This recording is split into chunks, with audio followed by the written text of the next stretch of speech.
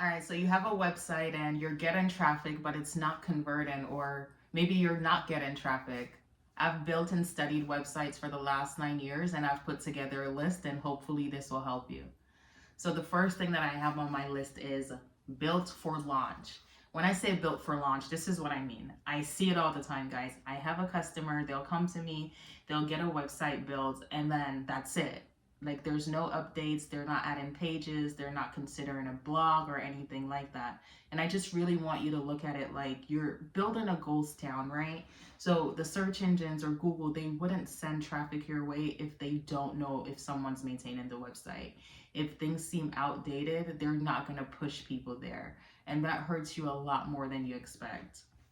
The second thing that I have on the list is no feedback loop exists. And this is honestly one of my top ones because a lot of times, like, when you build a website, it's not just a pretty website. It needs to be profitable. It needs to have a system.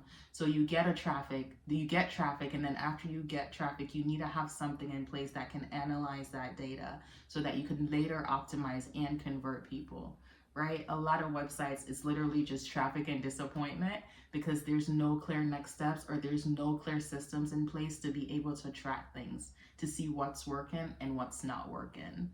Okay, the next thing that I have on my list is confuse SEO for ranking. And this one absolutely is one of my top ones because I see it all the time. Someone will rank for a keyword, but the page itself isn't set up or it's not optimized for conversion. So what happens in the long run is, yeah, you're getting the traffic and yeah, you're ranking for this keyword, but then Google realizes that people aren't doing anything with it or you're not capturing their attention. So then they just stop sending you traffic.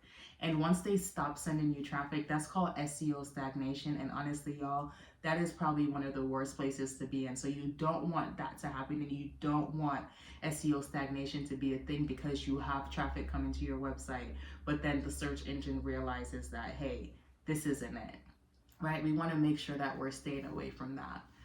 The next thing that I have on my list is a website is not tied to revenue, right? Each page should literally be like your salesperson. On that page, you're thinking, hey, how can I convert them? How can I sell to them here? If you don't have a clear system in place, you're just going to miss leads, right? It's not going to be a revenue machine. At that point, it's like a business card or even like a brochure because there's no clear system to convert them on the next step. The next thing I have is you never upgrade positioning. And I'm speaking to myself when I say this as well, right? Maybe you've changed the services or maybe you're now a more premium brand. Your website also has to speak for that. So going on there and just, adding a service page or maybe adding new paging, it's not enough. You might need to upgrade your website so it matches the premium brand that you're selling. Okay. And then never upgrade positioning. And that I'm also speaking to myself with that. So when you never upgrade your position, what happens is you're staying in the same loop, right? So Google is going to keep feeding you the same audience. So this feeds off the last point that I made. If you've upgraded your position, you want to start building authority. You want Google or the search engines to see, hey, this person knows what they're talking about. I need to keep sending people there. But this is where you have to be careful. You have to make sure that the website is structured correctly. So I'll tell you a quick story. This is something I'm dealing with right now. So about 3 years ago, I started building an SEO tool. And that tool, I ended up putting it on my website. I had it in my menu. I had some other different tools as well. So Google essentially started reading me as a tool website.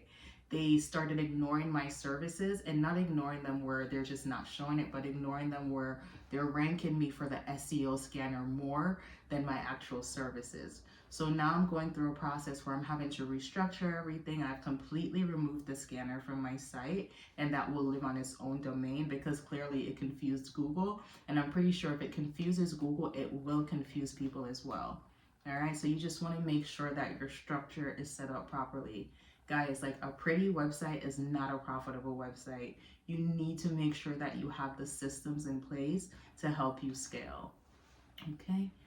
And then, platforms that limit scale. The last point that I just spoke on, this is following up to that. You want to make sure that hosted platform versus a self-hosted platform.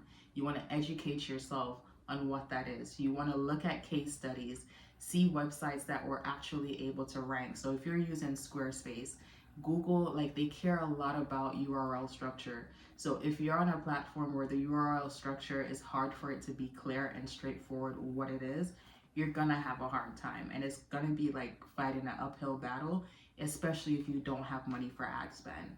So that's why it's important for me that when you're building your website, you want to make sure that the platform that you're building on, it's set up for scale, and a lot of them aren't. You have to be really careful. All right, so let's put it all together. So you're getting the traffic, or maybe you're not getting the traffic, and you're just not getting conversions. And a lot of it has to do with your systems in place.